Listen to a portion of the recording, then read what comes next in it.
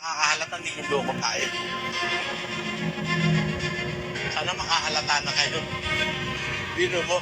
Meron ba naman taon-taon ito yung mamamatay Biyernes? Halimbawa, yung tatay mo namatay ng Biyernes, sa isang taon, pag pinagdiwang mo yung kamatayan tatay mo, hindi Biyernes uli yun, maaaring Sabado, maaaring Webes.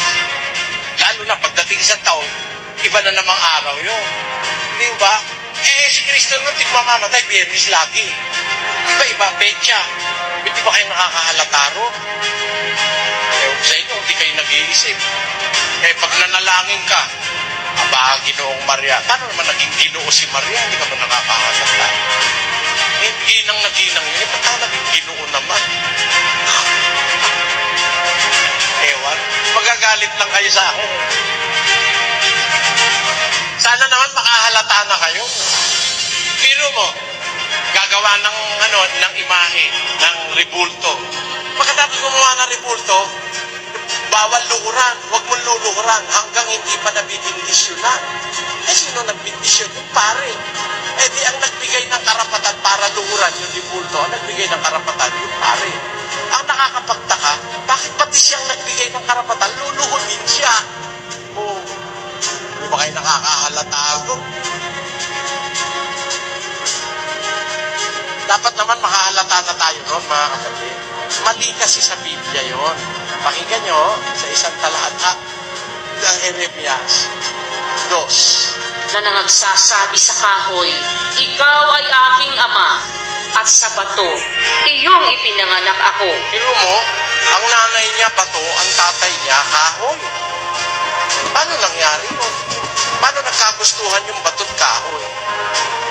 Na sabi mo sa bato, ipinanganak mo ko. Sabi mo naman sa kahoy, ikaw ang tatay ko. Papa Jesus, Mama Mary. Paano nangyari yun? Bato't kahoy yan yan ba tamang sambahin o paniwalaan? Habakuk 2:18. Anong napapakinabang ng larawang inanyuan? Na yaoy inanyuan ng manggagawa niyaon. Ng pinugong larawan na tagapagturo ng mga kasinungalingan na tinitiwalaan ng nag-aanyo sa kanya na gumawa ng mga piping Diyos-Diyosan. Sa aban niya na nagsasabi sa kahoy, gumising ka. Sa piping bato, umangon ka. Magtuturo baga ito?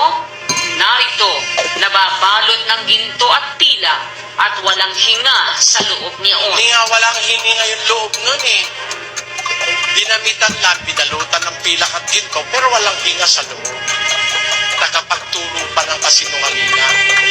Kaya po, alam nyo, kapatid, yung ginagawa natin, pagtapan mo yung katawan mo, para bang lumalaki ka na ikaw ay Kristo. Kaso ang masama, kung wala kang makuha ang budyo, ikaw na rin ang budyo. Di ba dala-dala mo yung panghampas, hinahampas mo yung katawan mo? Paano ka magiging dapat ikalahati mo yung Kristo, ikalahati mo yung budyo? Kung di ba kaya nakakaisip mo? Tingnan natin sa Biblia, Sa Biblia lang naman ang patay. Ang Biblia ang Katoliko, binabasa natin. Ano ang sabi sa Biblia? Pakinggan nyo sa Colosas. Ang mga bagay na iyay katotohanang mayroong anyo ng karunungan sa pagsambang pusa at sa pagpapakababa at sa pagpapakahirap sa katawan. Ngunit walang anumang kabuluhan laban sa ikalalayaw ng laman. Tatanungin lang naman natin, may sagot ang Biblia.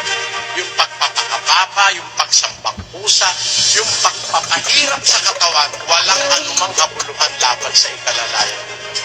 Walang kwenta Ang katunayan, yung nagkaganon, lasing ko pagkatapos ng mahal na araw, lasing ko ulit. Hindi pa nagbabago. Kasi madalas kong makita ang isang tao na taong-taong ginagawa niya yun, masigit dumadami pa kasalanan niyang ginagawa. Kaya nga po mali yun Kaya, sa tanong niyo po, kung Biblia pagbabatayan natin, parang tayong gumagawa ng bagay na walang kwenta-kwenta pagdating sa Biblia. Ganun po yun. Maraming salamat.